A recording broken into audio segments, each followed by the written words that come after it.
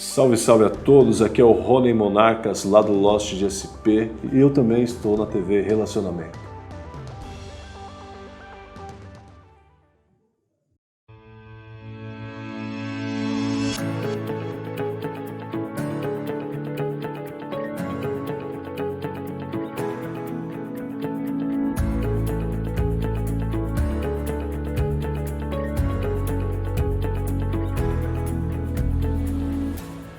Olá pessoal, vamos começar mais um Virando o Jogo com Luciana Kazaki e a nossa convidada de hoje, Vânia Chibirka.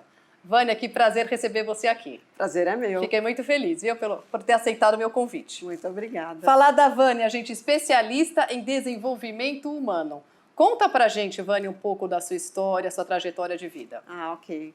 Então, eu sou filha de um artesão da indústria de calçados.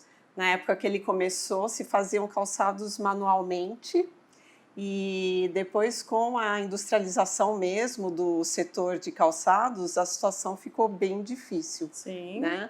Então, a minha família sempre teve dificuldades financeiras e eu fui crescendo e já desde a minha infância e adolescência vendo uma forma de quebrar esse padrão, né? Então, quando eu fui escolher uma profissão, né, quando eu estava no período pré-vestibular, eu fui pesquisar, né, fui tentar descobrir quais eram os setores que pagavam melhor, quais eram as profissões que pagavam bem, e eu identifiquei que havia uma profissão que se chamava analista de software, eu nem sabia muito bem o que era, mas que estava entre as mais bem pagas, remuneradas. Bem mais remuneradas. Então, eu descobri que eu precisaria estudar processamento de dados para ingressar para essa área. Então, fui fazer processamento de dados, só que no primeiro semestre da faculdade, meu pai teve um acidente, né, um problema de coração e teve uma morte súbita. Nossa. Então, eu ganhava certinho para pagar a mensalidade da faculdade, para pagar os estudos e a condução, levava marmita, aquela coisa. E aí a gente ficou numa situação assim, sem nada de um dia para o outro, né? A solução natural que veio era eu parar de estudar. Pelo amor de Deus, jamais, né? Pois é. E aí, o que você fez? Foi isso que eu disse para minha mãe, jamais. Jamais. E eu não sabia como é que eu ia resolver, mas eu sabia que não ia parar. Sim. Então, acho que foi essa a primeira grande virada de jogo da minha vida. Com certeza. Né? Então, eu fui atrás de uma bolsa de estudos, consegui uma bolsa de estudo com a faculdade, eu estudava no Mackenzie na época, e eu consegui uma bolsa para começar a pagar um ano depois de formada, tendo o mesmo período para pagar, ou seja, se faltassem 3 anos para eu me formar, eu tinha 3 anos para pagar. Sim. E sem correção. Olha que maravilha. Eu consegui como arrimo de família essa condição e assim eu concluí os meus estudos, né? Mas por vocação não teria feito isso. Sim, foi uma escolha, porque foi uma opção sua, né? Na verdade, não teve muita opção de escolha, né? Você teve que seguir uma coisa que desse uma renda maior. Exatamente. E seguiu por muitos anos isso? Como é que foi a carreira? Então, a carreira, logo no primeiro ano da faculdade, eu já consegui uma oportunidade de trabalhar na área, né? Foi bem rápido e foi bem rápida também a minha ascensão na carreira. Né? Eu comecei como todo mundo nessa área, como programadora, sim, analista de produção, mas logo as minhas habilidades de liderança foram observadas e com 26 anos eu já era líder de uma equipe de suporte técnico num banco. Nossa. Então, nos anos 80, isso não era muito comum. Não era né? mesmo. Uma mulher com 26 anos, numa área predominantemente masculina, sim, né? Liderando uma equipe. Né? Se destacou muito, então. Sim, me destaquei muito. Mas isso também acho que com certeza foi a força de vontade sua, né? Quando a gente tem força de vontade, a gente quer realmente uma coisa, a gente vai atrás e a gente consegue. Isso é a maior prova. Com certeza. Né? Então, eu atuei durante alguns anos como gestora de equipes, me especializei em administração de empresas, fui fazer especialização, MBA e tal, em administração, para complementar os estudos em processamento de dados. E aí eu comecei a me interessar por gerenciamento de projetos. Tá. Por quê? Porque a área de projetos, ela inclui não só a gestão de pessoas, que eu já fazia, mas inclui também a gestão financeira, gestão de riscos, gestão de tempo, de comunicação, enfim, uma série de coisas que muitas vezes, como gestora de equipes, a gente não precisa olhar. Sim. Né? Como gerente de projetos, você tem um olhar muito maior, né? Então, eu fui para essa área de gerenciamento de projetos, tirei uma certificação do PMI, que é a mais importante da área, né? E atuei como gerente de projetos por muitos anos. Aí, eu me desliguei dessa empresa que eu trabalhava, já tinha a estabilidade financeira que eu Sim. queria, e aí eu comecei a olhar para o que eu tinha deixado para trás, né? Desde a adolescência eu tinha um interesse muito grande por filosofia, sempre estudei, foi meio que uma carreira paralela. Tá. E tanto que eu sou instrutora de filosofia. Olha, que bárbaro, Né? Que bacana. E aí eu comecei a olhar outras possibilidades, ver se eu realmente queria continuar no mundo corporativo ou não. Comecei a concluir que trabalhar mais diretamente com pessoas era uma coisa que me motivava Sim. mais do que voltar para o mundo corporativo. Ter uma certa liberdade, Sim. né? Liberdade de agenda, liberdade para poder estudar bastante, que eu gosto muito. Você já estava num outro momento da sua vida, né? Já estava num outro momento. De poder escolher o que fazer, né? Exatamente. Que isso é tão importante. Exatamente. Né? Foi uma conquista. Com certeza, né? uma conquista. Chegar nesse momento e com uma independência financeira que me abrisse portas para pensar em outras coisas. Sim. Né? Aí eu falei que eu iria voltar então para aquele momento que eu tinha abandonado quando eu abandonei um pouco a filosofia para estudar processamento de dados e resolvi me dedicar a essa área de desenvolvimento humano. Então, e explica para a gente então o que seria exatamente isso. Quais técnicas, né, que você usa? Hoje, qual é o meu trabalho? Né? Desenvolvimento humano é um termo muito abrangente. Sim, muito amplo, né? Muito amplo, né? Então, eu, em específico, eu trabalho da seguinte forma, eu faço um projeto em conjunto com o cliente, de 4 a 12 semanas. Bastante. Totalmente customizado, de acordo com o cliente, com o que o cliente precisa. Sim. Né? E dentro desse projeto, eu vou usar ferramentas, usar métodos, usar técnicas para poder fazer intervenções que ajudem o cliente a alcançar as mudanças que ele precisa. Né? Eu uso uma metodologia que se chama Exponential Minds. É uma metodologia integrativa, ou seja, ela consolida o melhor de várias abordagens, técnicas, modelos, para viabilizar essas intervenções. Né? Por que tudo isso? Porque hoje o mundo muda muito rápido. Sim. A evolução, né? Tá muito... Gente, tá voando o tempo. Evolução, bombardeio de informações, robótica, inteligência artificial. Né? Se a gente parar para pensar, não precisa ir muito atrás, não. Talvez os nossos pais, com certeza os avós, frequentemente passaram por um casamento, um emprego...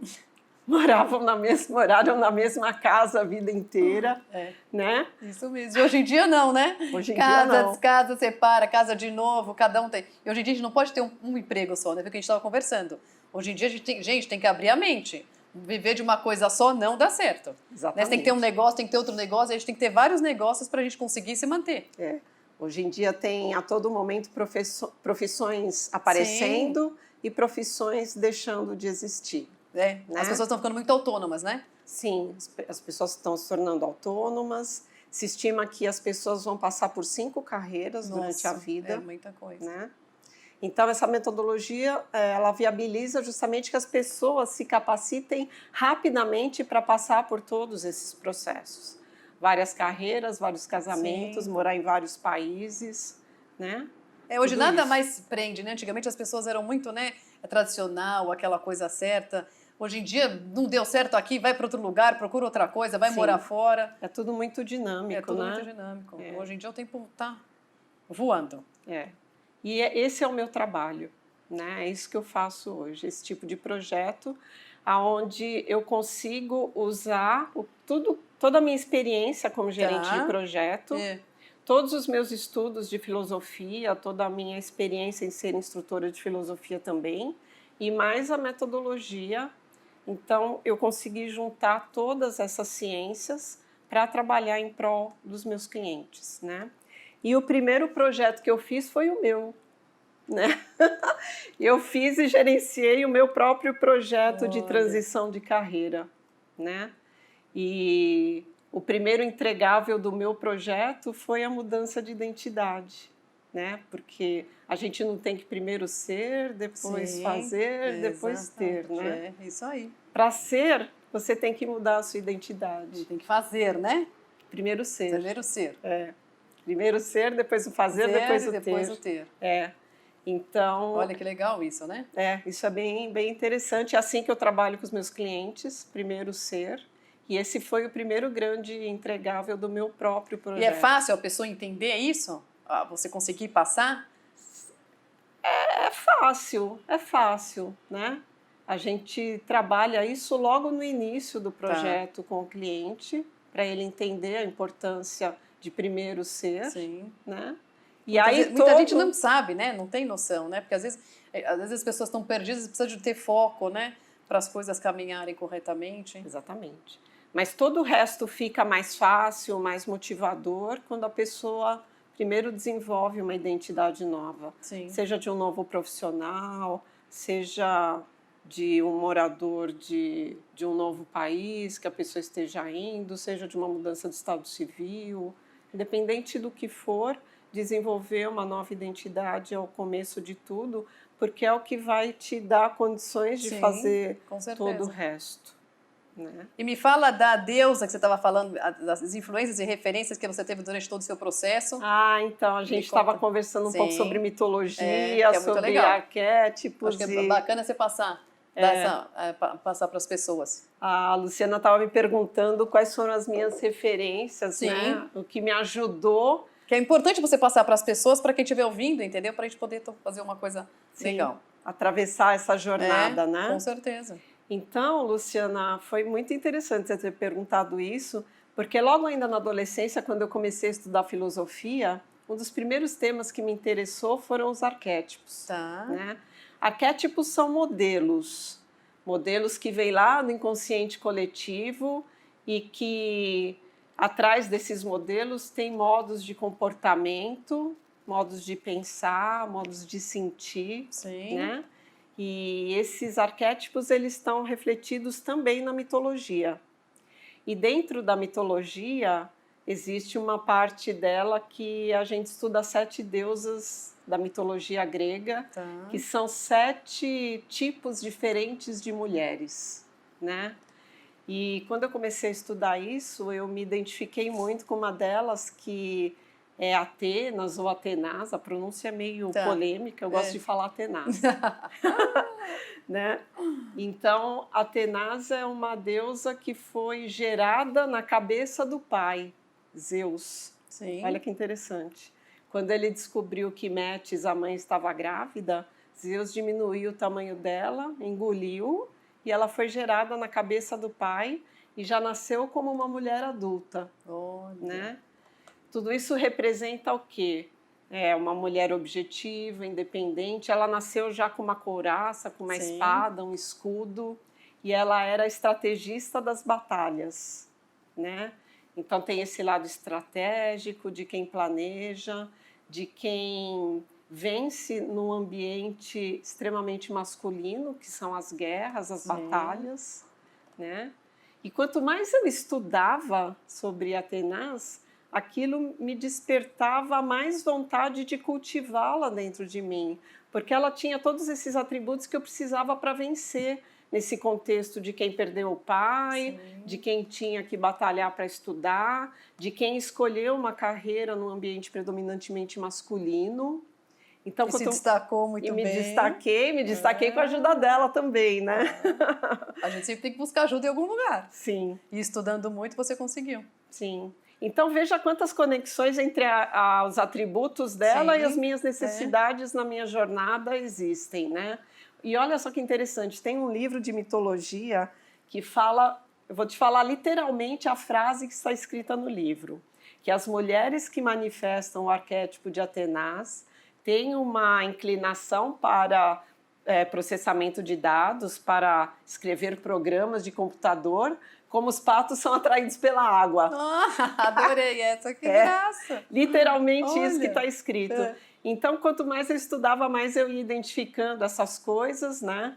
Quando eu fui para a área de gerenciamento de projetos, eu vi também que tinha tudo a ver com o lado estrategista, né, de Atenas. Ela também tem um lado autodidata e de quem gosta de estudar. Então, a minha carreira paralela na área de filosofia foi dessa forma que eu desenvolvi, né? Mas é importante também lembrar que as pessoas não são regidas por um único arquétipo, no mínimo 2, né? São 7, né?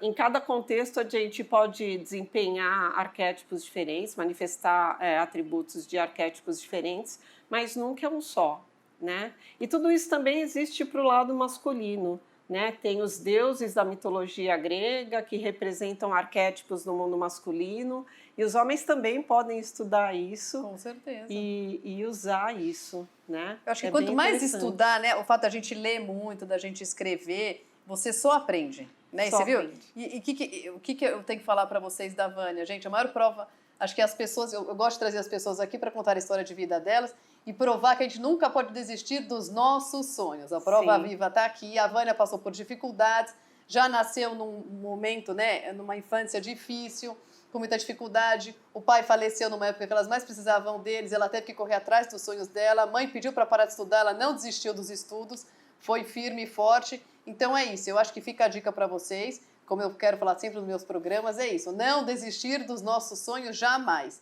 Por mais que a gente passe por percalços na vida, obstáculos que a gente sempre vai ter, a gente não pode desistir.